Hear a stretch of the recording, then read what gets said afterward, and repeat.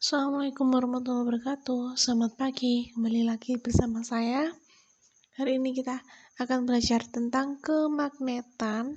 Jadi mohon maaf ya, pada minggu sebelum PTS saya tidak bisa memberikan materi. Kita langsung saja belajar ya, silakan disiapkan buku tulis dan juga kita mulai dengan basmalah. Bismillahirrahmanirrahim. Magnet itu dapat menarik benda-benda dari bahan tertentu. Ini contohnya ya. Gunting kunci itu bisa ditarik oleh magnet, sedangkan bahan-bahan lainnya tidak bisa. Sifat-sifat kutub magnet. Kalau misalkan sifat-sifatnya yang kutub tidak senama itu saling tarik-menarik. Kalau contohnya ini ya. Nah, N itu adalah kutub utara dan S itu kutub selatan. Mereka akan tarik-menarik. Terus kemudian apabila menolak jika kutubnya sejenis atau sama. Contohnya itu kutub selatan dengan kutub selatan, maka dia akan terjadi gaya tolak-menolak.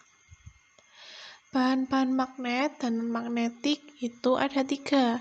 Bahan ferromagnetik, yaitu bahan yang dapat ditarik dengan kuat oleh magnet dan dapat dimagnetkan. Contohnya besi, baja, nikel, kobalt. Bahan paramagnetik, bahan yang ditarik dengan lemah oleh magnet dan tidak dapat dimagnetkan. Contohnya aluminium dan platina.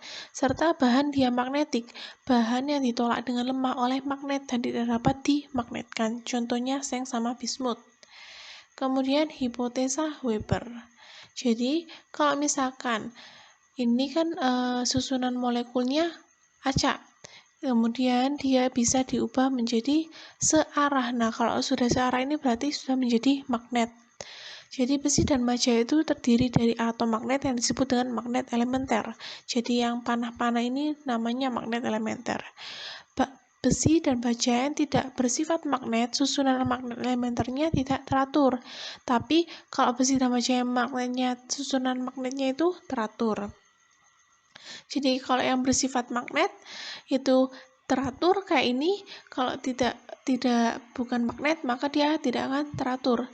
Magnet elementer pada besi mudah diarahkan, kalau besi itu tidak mudah diarahkan, tapi dia itu mudah hilang juga, makanya besi itu disebut dengan magnet sementara atau remanen. Sedangkan magnet elementer pada baja itu sukar diarahkan, tapi sekali dia menjadi magnet, maka akan menjadi magnet yang permanen.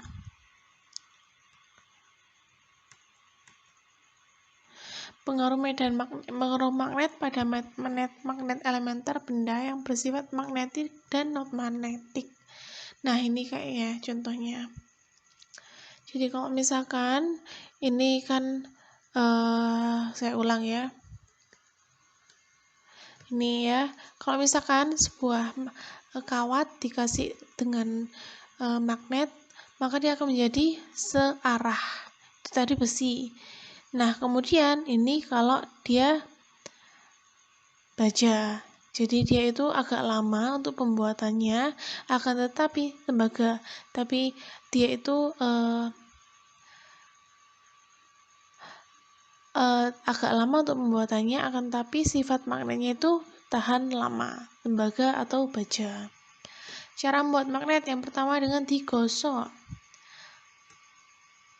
Nah, dengan menggosokkan besi secara berulang-ulang secara teratur pada besi dan baja. Terus kutub magnet yang dihasilkan di ujung bahan selalu berlawanan dengan kutub yang magnet menggosoknya.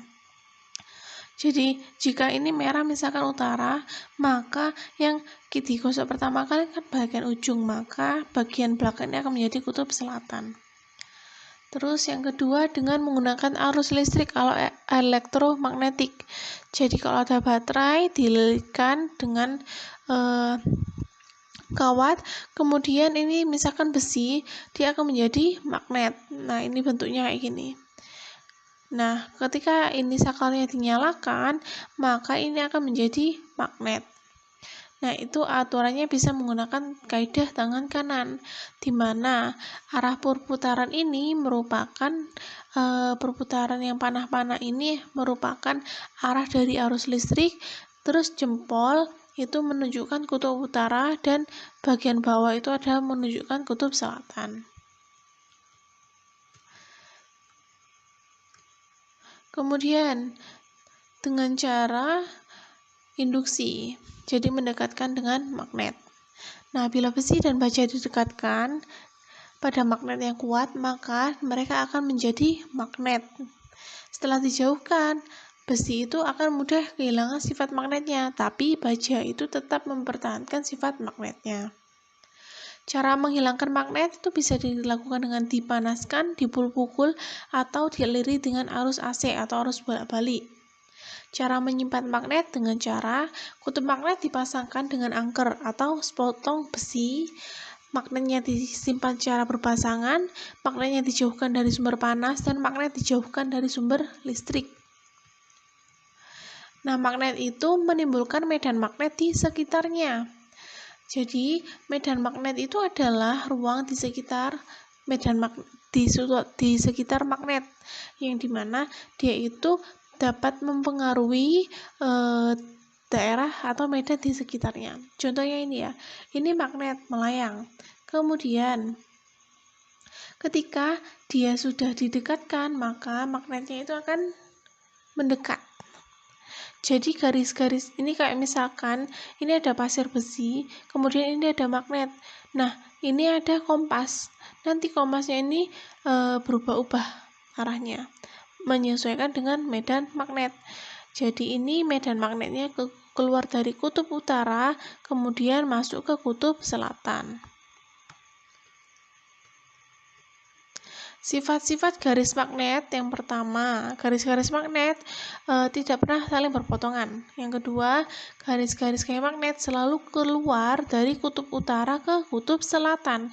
Terus tempat yang garis-garis gaya magnetnya rapat menunjukkan medan magnetnya kuat. Sebaliknya kalau dia tidak rapat atau renggang, berarti medan magnetnya renggang. Jadi ini contohnya ya, kenapa kok kutub utara dengan selatan saling menarik-menarik? Karena ini kutub utara mengeluarkan garis gaya magnet, kutub selatan menerima garis gaya magnet, maka mereka akan saling nempel. Bumi itu juga memiliki sifat magnet.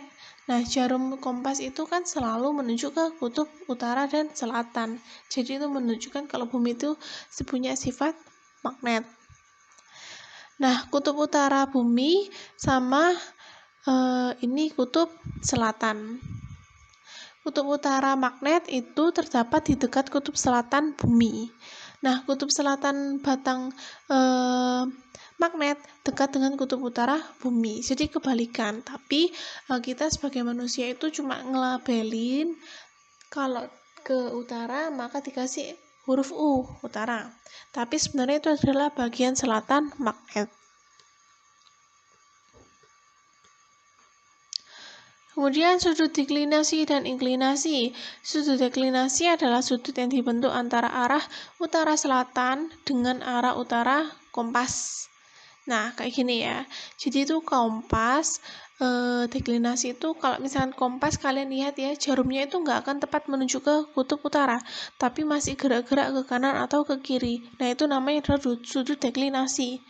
Nah, kalau sudut inklinasi itu kalau misalkan kalian membiarkan jarum magnet jarum ya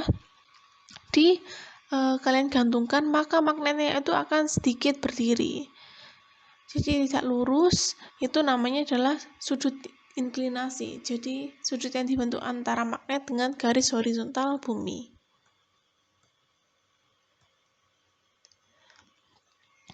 Oke, untuk materi selanjutnya kita lanjutkan pada minggu selanjutnya. Jika ada yang ingin tanyakan, silakan bertanya di grup. Saya akhiri, wassalamualaikum warahmatullahi wabarakatuh.